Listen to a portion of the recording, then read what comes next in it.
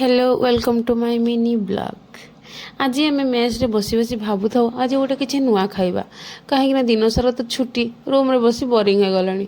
तो सेतिक बेले मन पड़ा जे आम खीरी करवा।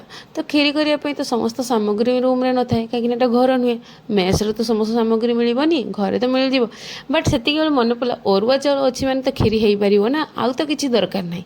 तो भाविले ठीक अच्छे खीरी करवा देन खीरी करने प्रथम मुझे कौन कली गोटे पात्र नेली से पात्र को लेकिन से घी पकाई प्रथम मु बादाम गुड़ी को फ्राए कली।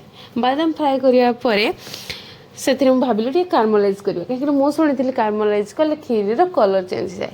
तो कार्मलाइज करने ट्राए कली टे चीनी पकईली बट कार्मलाइज ठीक से है कहीं पात्रटी बहुत पतला थिला ठीक अच्छे। तो से मुझे कौन कली प्रथम धोई देथिबा अरुआ चाउल को भाजीदेली भाजी दे सारे से क्षीर को मुझे ढालीदेली क्षीर ढाली सारापर एपट सेपट करके देन कभर करके बसाईदेली। ठीक से समय मोर दुईटी घनिष्ठ बंधु आसी पहुँची गले जेहेतु से दुईटी मोर घनिष्ठ बंधु सहित मुझे गप लगे व्यस्त हो गली।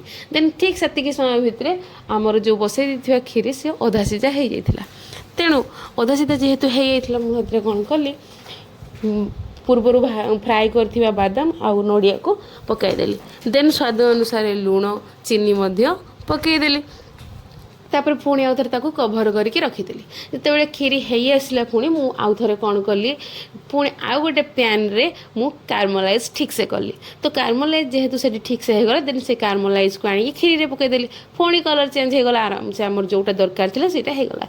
देन तापर खीरी प्रस्तुत होगला देन मुझे कौन कली जेहेतु मोर दुईटी घनिष्ठ बंधु अच्छे प्रथम से दुजन को परसईदेली देन पचारि से कहले हाँ खीरी बहुत टेस्टी होती। तो मुझे भाविली जा हो